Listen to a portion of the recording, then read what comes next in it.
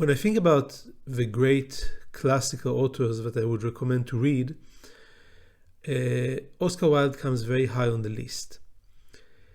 And for a very different reason than, for example, William Shakespeare, about whom I've spoken in a different video. William Shakespeare, I said to my listeners, you have to invest a lot in the reading. It's significant effort, but then you get a significant reward if you do that. You are able to understand the language better and the culture better. Oscar Wilde is very different. He's fun to read. He's not that difficult to read. He may be, if your English is not perfect, if you're not a native speaker and you didn't read much in English, it could be a bit of a challenge, but nothing close to Shakespeare. You will find a relatively limited vocabulary and, most importantly, a very, very clear and easy to read style and an air of freedom and arrogance and cynicism, complete disrespect for practically any system of rules, and playing around with ideas. And this way to look at the world allowed Oscar Wilde to do something absolutely unique. And that's the main topic of the lecture today. He was able to write incredibly well in a lot of very different genres, as opposed to most authors who just choose one genre and write in that. So Dostoevsky wrote very, very well novels, and when he tried to write novellas, I didn't think he succeeded as much. And that's a common thing. Oscar Wilde wrote in any possible genre. He wrote novels, a novel, he wrote plays, tragidrama, and many comedies, 4 comedies that are very famous. He wrote fairy tales, he wrote short stories, he wrote letters, he wrote poems. Any genre that you can imagine, he tried. And then what he would usually do is he would focus on this genre for a while, make a masterpiece. Sometimes there would be several relatively recycled attempts to follow up, and then he would go to another genre. And that's something that is very, very unique. An incredibly agile mind and pen that is able to pick up so many different genres and each of them do at an incredibly high level and create masterpieces and classics. What I'm going to do today is mostly focus on genre after genre with examples and show how Oscar Wilde managed to make an incredible historical contribution in one genre after the other. I hope that such a video would help to encourage you to read Oscar Wilde and also maybe to learn more from his work and implement it in your own writings. My name is Shai Dotan. I am Associate Professor of International and Public Law at the University of Copenhagen Faculty of Law, and the purpose of this series of lectures is to help you improve your English and your research skills. Let's start with the longest work of Oscar Wilde, his novel, A Picture of Dorian Gray. Now first, just to highlight the achievement that was done here. Most people that write novels well write them all their lives, and they produce 10 great novels. Some produce more, some produce less. Balzac produced more. Speak about people like Dickens or Thomas Mann or Dostoevsky or Tolstoy. They really, really put their effort into writing novels. Here we have a man who wrote one novel. That's it. And usually people that write one novels, nobody hears about them. But A Picture of Dorian Gray is still read today. And not only is it read, I have seen competitions of the best novel, the most liked novel a couple of years ago when it won as number 1, the best novel ever. Now, I wouldn't vote for it as the best novel ever. I mean, I don't think it had the intellectual depth that Dostoevsky or Tolstoy or Thomas Mann or even Balzac has, but it's still an incredible feat. And the novel is itself great.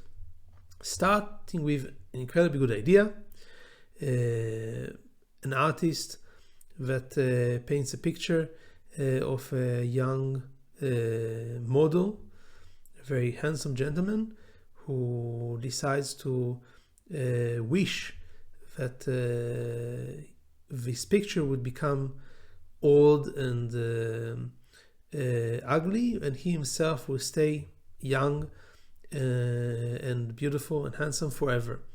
and the wish comes true, and that's why until today, if you say about somebody that he's a Dorian Gray, it's a great compliment for a man who is in his 40s or 50s and 60s, that he still looks young. And that's the basic idea. And the interesting thing that happens is that this man then becomes more and more cruel, because his face never shows the ugliness that goes together with that. Interesting intellectual experiment, whether the ability to harm other people with impunity would actually make one callous and cruel. I'm not 100% sure that is the case. I remember that I read a very short story by Hermann Hesse about a mother who wishes that her son will always be loved by everyone. And the wish comes true, and then he becomes a monster, basically, becomes very cruel. Interesting. I'm not sure this is going to happen at all. I'm not sure if in theory people could stay very, very handsome, then they would become horrible people, or even if it could be loved by others for other reasons. Sometimes I think that people that experienced hate or jealousy or all kinds of abuse from others, they repeat that, and people that actually had a very good go at life and everything went well for them become very, very kind. So I'm not sure if that would be the case, but that's an interesting intellectual experiment. And the book is written in a way that is kind of deep cynicism that is mixed with some humor, and that's something that is very distinctive of Oscar Wilde, and just written concisely and tightly, and that's very nice. You know, if I would tell you this idea, I would say that's kind of the idea that, to me, sounds like an idea for a novella, okay, even for a short story. I just like, I think the idea of Frankenstein is an idea that would fit perfectly in a 20-page short story. It was a terrible mistake, I think, by Shelley to extend it to a full novel, which I didn't like. But I don't get this feeling at all with Picture of Dorian Gray. So even though it's a really good idea that would fit into a very concise form, you never get bored. So pages just go one after the other, and it's a short novel, and it's absolute perfection. So it's like if I had to manufacture an exercise, write one short novel that would be perfect, I would pick that one. Again, it's not the best novel because it doesn't have intellectual magnitude that you find in Crime and Punishment or Anna Karenina or The Magic Mountain. It's not there, but as an exercise in writing on a clear theme, building a plot around it, I think that's great. So that's something that I very much view as a great achievement. Moving on to another great achievement of Oscar Wilde, his plays.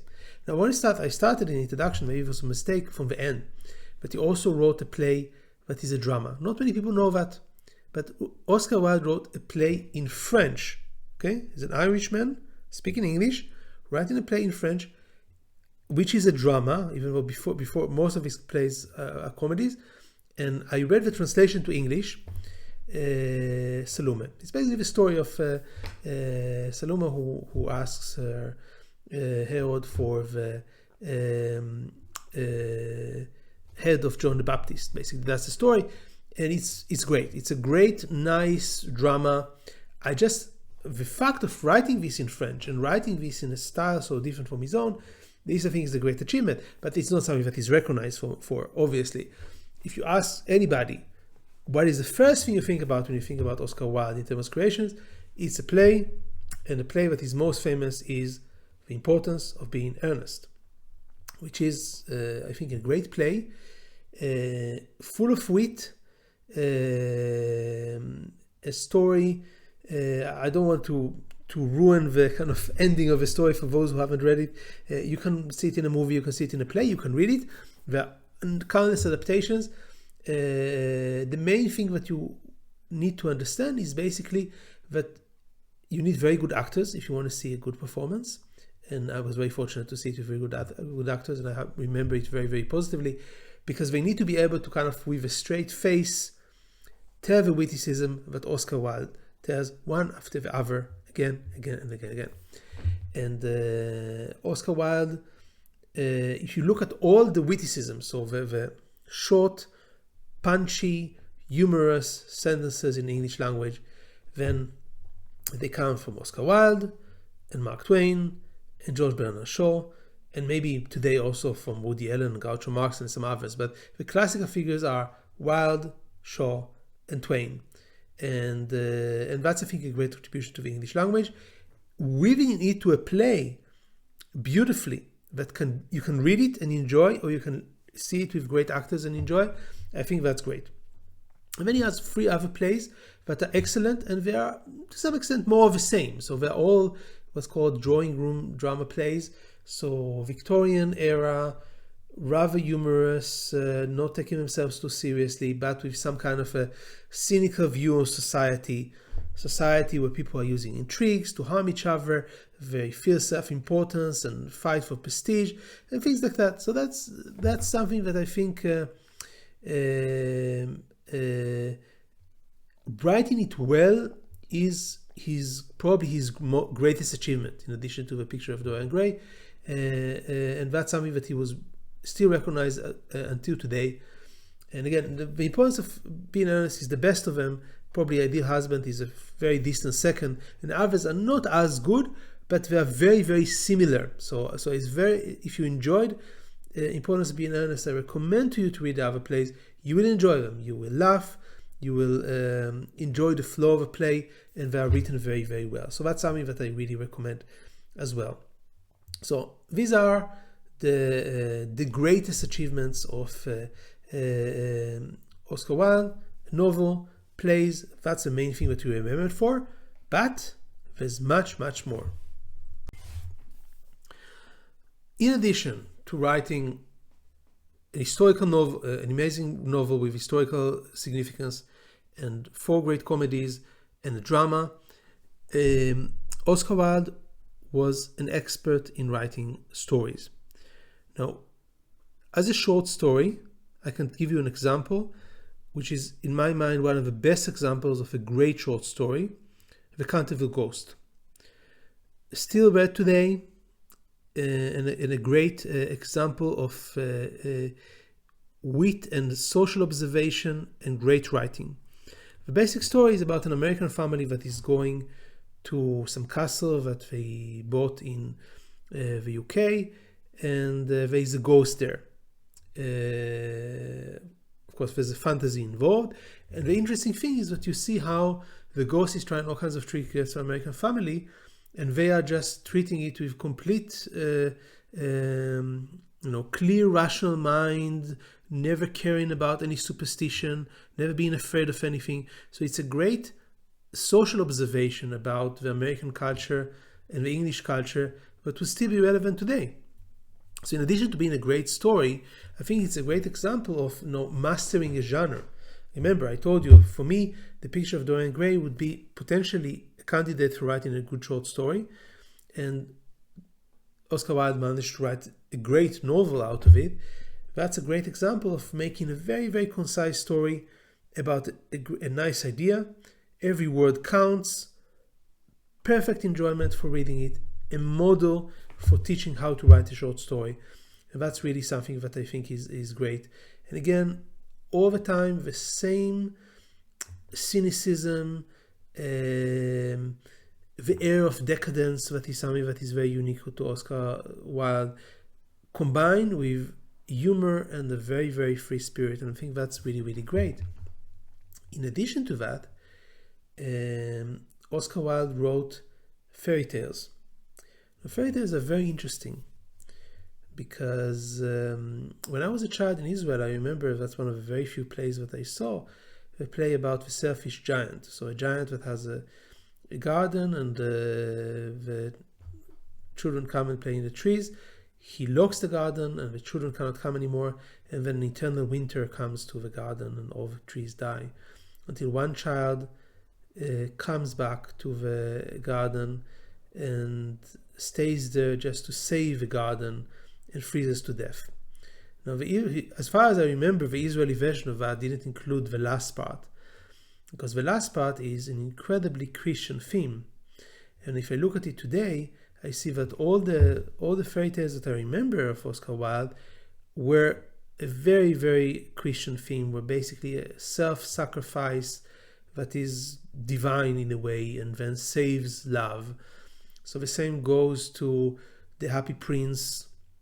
So a sculpture of a prince overlooking the city that is creating a unique friendship with a bird that takes all the gold that covers it and its eyes and its gems that are covering it piece by piece to give to the poor in the city until they decide to burn the prince down because he's not beautiful anymore. So again, something like the king or the god that sacrificed himself for humanity, or the story about the rose and the nightingale. So a child falls in love with a girl, he wants to give her a red rose, there's no red rose to find, it's just a white rose, and the nightingale basically commits suicide and pierces its own heart so that the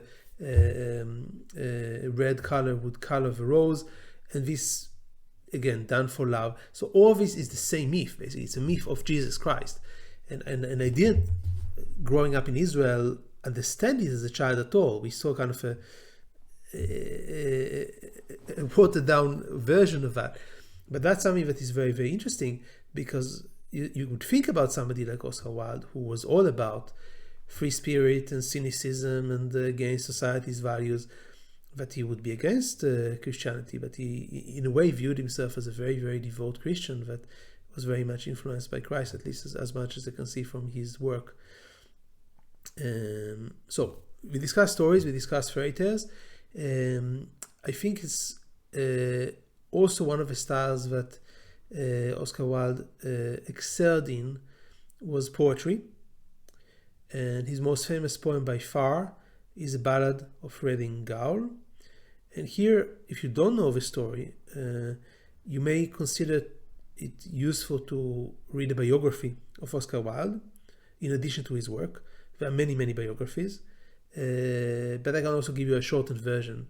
So Oscar Wilde then, after writing The Importance of Being Earnest, the play, and several other plays, he was the most successful literary figure at the time in England. And even though he was married, he was homosexual, and he was a friend with the son of somebody who was a nobleman. He had a friend, his nickname was Boozy, and was kind of an earl or something like this. And they had an homosexual connection. And this is something that people probably were aware of. He hinted this in practically everything. So I'm sure he had a lot of friends and confidants that knew about his homosexuality, and the right, even his work. So if you read, for example, The Picture of Dorian Gray, the homoerotic messages are absolutely obvious. I mean, you need to be blind so not to see them. So obviously everybody knew it, but also at the same time they looked away because homosexuality was illegal at the time in England, and that was kind of the norm. People were able to get away with being openly homosexual as long as they were not too open. And then he made a mistake, which is a horrible mistake. I can tell you that as a lawyer. He was insulted by the father of his lover, who brought him some kind of a bouquet of vegetables, which is considered a great insult, and wrote it to Oscar Wilde, a sodomite. And he decided to sue him for libel, for defamation. Now the problem there, his lawyers told him, he met lawyers that he trusted, and we told him, you have to understand, when you sue somebody for defamation, he has a defense, and the defense is, I said the truth. Is it the truth that you in fact had an homosexual relationship with his son? And he said no. And it was actually not true. And I think, I'm pretty sure, I saw movies about it, I read about it in a biography. I think probably the lawyers understood that there was something really bad going on, but they made a terrible mistake, and they started the case. And because it was, the case went through, they arrested the father, everything was set to go, but then the father came and with an argument that I said the truth. And then the tide changed. I mean, immediately the father was acquitted, the case was dropped, but then a case started against Oscar Wilde. And now, when the things were really in open, the legal system basically decided to put the full brunt of the law on him, even though he tried to make it into kind of a popular trial where he would basically use his wit to charm the audience, and he did that many times. But the final result was a long imprisonment with hard labor, which broke his health and very soon afterward killed him. Immediately when he was released of prison, he just went to France and Italy and never returned to England or to Ireland. But this is a very tragic story, obviously. When he was in the Bard of Friedingau describes his experience in prison in a beautiful way. It's one of the most beautiful ballads I ever read, with phrases that I still remember because they have a distinctive beauty. One of the places I remember the most was there is one of the convicts, a murderer. I think he murdered his wife, and that's the stories about him and how sad he is. And he said one of the places Oscar Wilde says, if I remember correctly, it was, "I never saw a man that looked with such a wistful eye upon that little tent of blue we prisoners call the sky." So he was looking up at this tiny area of open air of sky, with such a look of sadness. That's something that I think everybody can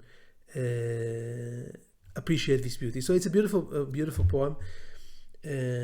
And when he was in prison, he was also allowed to try to write kind of a long letter. Now I say that because when I read Oscar Wilde, most of the work I read from a very thick volume of all his works, and it had a lot of short letters. And the letters were incredible. The short letters were great. Even though it's not something that he was, famous for, I would put letters as the last genre that I think he was absolutely incredible at. He could write a letter so perfectly that nobody could even get close to match that. Usually writing to the newspapers on a particular point of public policy, he was convincing, concise, beautiful writing, and impeccable style. So that's really, really incredible.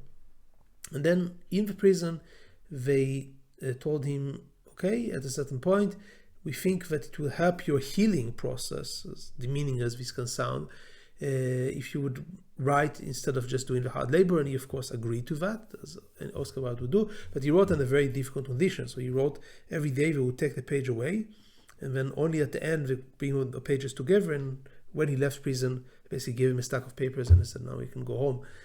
And then he didn't go home. He went to France and Italy and never returned. But he took the letters and published them, and I have to say that I read them, at least I don't recall if I read all of them, but I do recall that I didn't like them at all. I think that part of the issue is that all the letters are addressed to Buzi, his lover, and they are very, very personal. And I think the great thing about Oscar Wilde is really his ability to be very aloof from everything and just speak with cynicism and humor, and nothing touches him, and nothing rivals his great, cognitive and abilities. And then when he was writing about something very, very personal, I thought it ruined his style. That's my personal opinion. I have seen lists that put this as one of the greatest works of the intellect. I don't agree, but that's just my personal opinion. So I would definitely put writing letters as one of his incredible genres, but not this particular letter, which I think was way too long and just too personal to allow his wit to flourish. In conclusion, I think that the main reason to read Wilde is just the pure enjoyment that involves in it, because what he wrote was so perfect. He mastered all the genres in such a perfect way that it's just something that is incredibly enjoyable. And I can tell you that this book that I had of all the works of Oscar Wilde, I viewed it as a kind of treasure. And every time that I was feeling stressed or depressed, I would pick up the book and I would tell myself, okay, now I can do another play, another story, another letter, just to get my spirits up. I was very sad when I finished the whole book, because I thought this was the cure for everything, just to see this perfect style. In addition to that, I think that you can learn a lot from his ability to write so clearly and concisely. So if you're looking for somebody to emulate in your writing, I think that's a great thing to do. Learn to adopt this style, how to write concisely. Don't have a single word that is out of place. Get to the point. Be always clear. That's something that you can learn from him. I think that you can also learn from him how to be witty if you are very, very good. And that's something very difficult. You know, having a sharp sense of humor in writing or in speech, in spoken word, is something very, very rare. But it's because it's so rare, it's such a great quality, and I think I really recommend that. And of course, remember that there are many different kinds of humor. This very kind of incredibly dry British humor with this remote cynicism is something that I think you can learn a lot from. And just it's one of the greatest tests of intellect that I know of, this ability to have this sense of humor. So that's something that you can definitely learn from him. And I think most of all, just this getting this air of aloofness and freedom, being part of this aristocracy of the mind, is something that I think you can really, really get when you read Oscar Wilde. And that's something that is very important. Because I think that a lot of young writers, and I speak now to my audience, people that want to improve as a writer, people are stopped because they are not arrogant enough, because they don't think that they have anything useful to say, and this can lead to all kinds of things, either to writer's block many times, or just giving up completely, or to relying too much on other sources, or just not being sure enough of what you want to do. So getting in part of this ambience of what I have to say is worthwhile, and I'm going to say it in the clearest possible way without hiding anything, that's something that you can really, really learn and emulate this. It doesn't have to be if you're writing fiction, even if you're writing non-fiction. Just having this level of arrogance that can say, I say what I want and what I mean and what I feel. This is something that you can learn a lot from, and you can learn a lot from Oscar Wilde, how to reach this level.